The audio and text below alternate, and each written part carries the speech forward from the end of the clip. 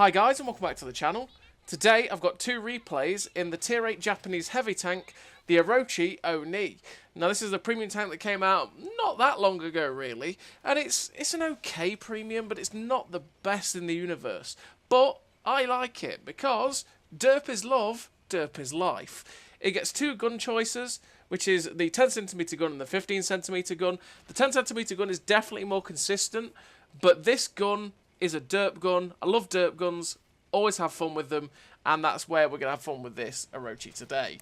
It's definitely a hell of a lot of fun, and it's pretty funny seeing three of them rolling together, although me and Randy were both pretty disappointed in Swindle for not having googly eyes, because googly eyes make this tank look great, and googly eyes deserve to be on everything that makes it look good, right? If you have frontal face and emblem spots and you get to put googly eyes on, you put them on because, hey, it looks right, it looks cool, it looks brilliant. They deserve to be on everything. But yeah, the Orochi O-NI, it's okay. Like I say, it's okay. The armour works for a tier 8 until people fire premium, but that's just the life of a tier 8 heavy, right? And that's just the life of a Japanese heavy too, where the armour's pretty decent against standard fire, standard weapons, and, yeah, well, standard rounds, I should say.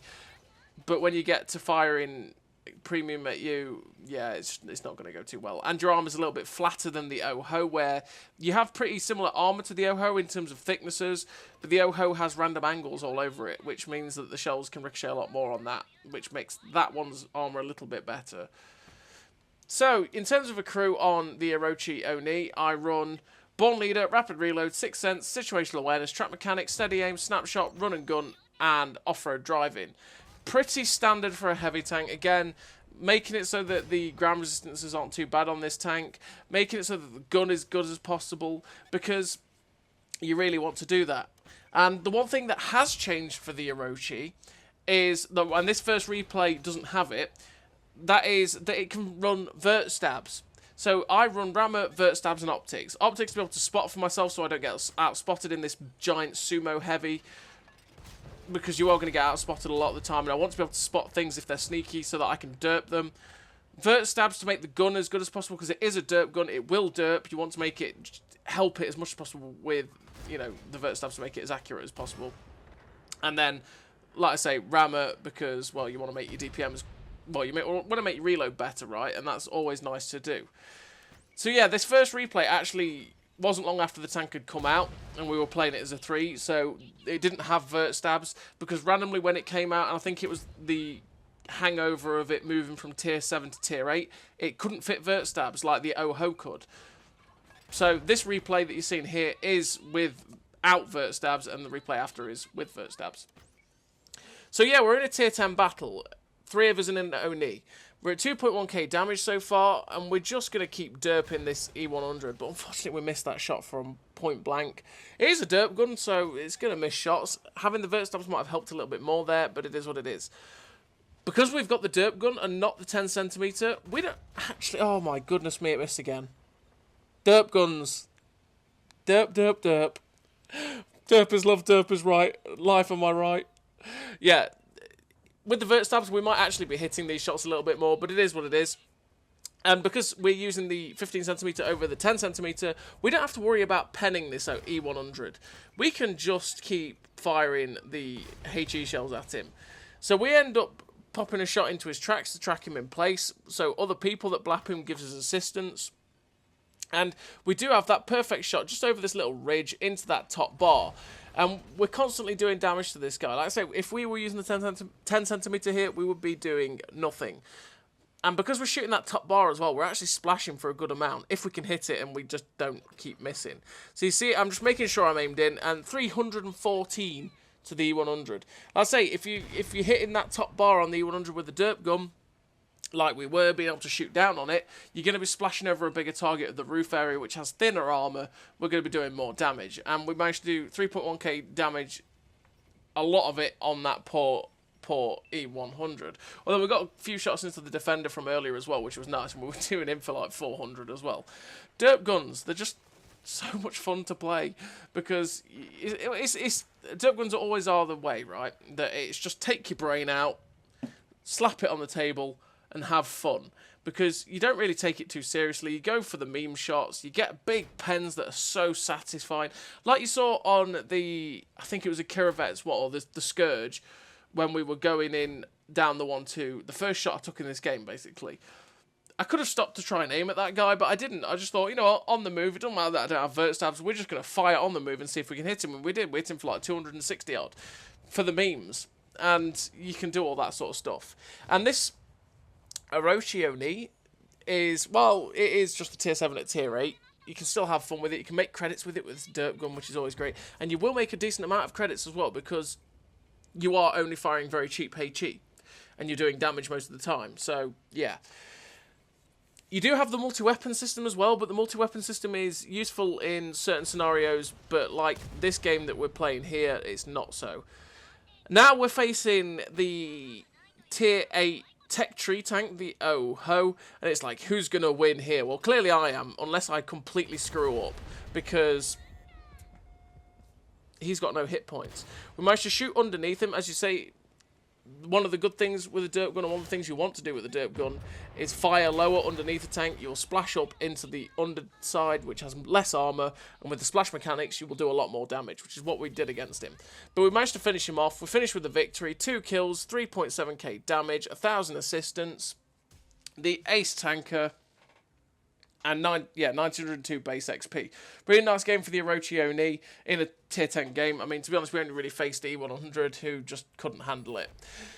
And yeah, in a game like that, the multi-weapon system is not as useful, because obviously you have to pen things.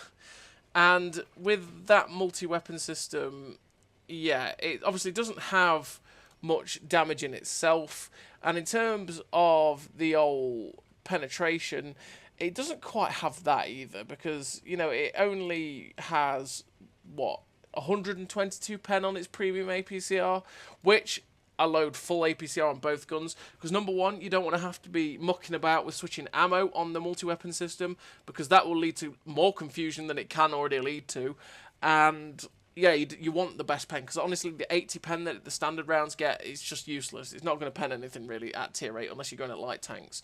You find the 122, even then, some light tanks, you're probably not even going to pen with 80 pen, let's be real. With the 122 pen, there's a lot more chance to pen certain targets, and you can use the multi-weapon system to, you know, finish off tanks if you catch the sides and stuff like that after you've derped them. So, in this second game, we're on Kasserine, and we're platooned up with Turkey, and it's like, okay, he's going to go spotting in his little links, we're going to try and derp some people. So here's the 1375, and I thought he was going to pull up a little bit and stop, and unfortunately, he just didn't. He just kept driving forwards. But while we're loading the main cannon, we're like, okay, let's fire the multi-weapon system. We managed to do 134 damage doing it so far, which is, you know, more than we would have got if we hadn't got the multi-weapon system. And we're just trying to look for shots. At the minute, this is a dangerous game that we're playing, because we're sat on top of this ridgeline. We are spotted. And that shot penned the Vengeance. Yeah. Don't ask me how. Derp is love, Derp is life. 942 on that Vengeance. How did we pen that? That must have hit his turret ring or something like that and just gone in. We're never penning a shot like that again on a Vengeance. Jesus. That poor guy. That poor guy. I did pause there because I knew it was coming as soon as I saw it. How did we pen him?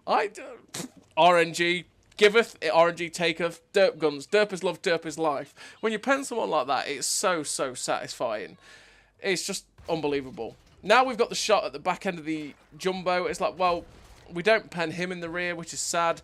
Tried to switch to the multi-weapon system to finish him off, and yeah, we can't quite get there.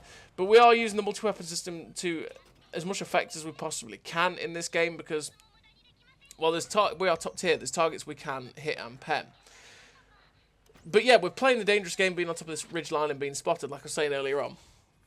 Because, number one, anything around the edges can see us and shoot us. Artillery can shoot us, and it's obviously not a good time. You don't want that. And yeah, it just means it's an awkward time.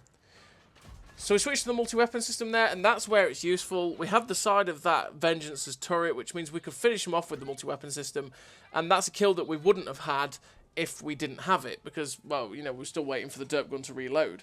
Now we switch back to the primary. There's 2 guys in the cap. Turkey's going back there to reset. So it's like, okay, you go back there to reset. I'm going to go deal with this heavy tank that's causing you a little bit of hassle. And from here on this little ridgeline here as well, we can also get shots into the cap if we move further along it. But, you know, Turkey's got the cap. I have full faith in Turkey. We all know what Turkey's like. He is going to just wreck their poor faces, which is what he's doing. And we come over on this Citadel, derp him, and now we switch to using the multi-weapon system. And here's where, even with 122 pen, he's angled well enough that 122 pen is just not working. The primary cannon's loaded again, so we're slapping the shell for 439. And again, he only has 100mm of armour, but we're just not penning it. And yeah, is what it is. We switch back to the main cannon again. There is this Churchill 7 down here. Artillery hits us finally. It's like, ow. Go away. Leave me alone. And, yeah, that guy hit us and it's not good. We're up to 2.3k damage and it's like, well, hello, Mr. Churchill 7. Just let me derp. And he's gone. Just like that. So I was switching to the multi-weapon system using the cannons there. I think the 7.5 centimeter cannons. Because I was hoping that Hellcat would poke out and give us a shot, but he doesn't quite do it. So now we're going to turn around and look at the guys that were coming behind us. Because now there's this KV at 85 here, which if we catch him in the side, oh my goodness, we can pen him here. Straight in the side, oh, 663. There we go. There goes the little tier 6 heavy. And then there's a Shashka. And it's like, hello, sir. You know what? I'm not going to poke up until I'm loaded because I want to derp you with my cannon and get a big pen. It's like, hello, Mr. Shashka. Big pen. Switch to the multi-weapon system. We got one in, but unfortunately, bad time. And we just hit our friendly light tank as he was going in. We couldn't quite get the kill because we hit the light tank, but he did finish off the Shashka anyway, so we're all right. So artillery just misses us. We're up to 4.2k damage. It's like, please leave me alone, artillery. I just want to have fun, okay?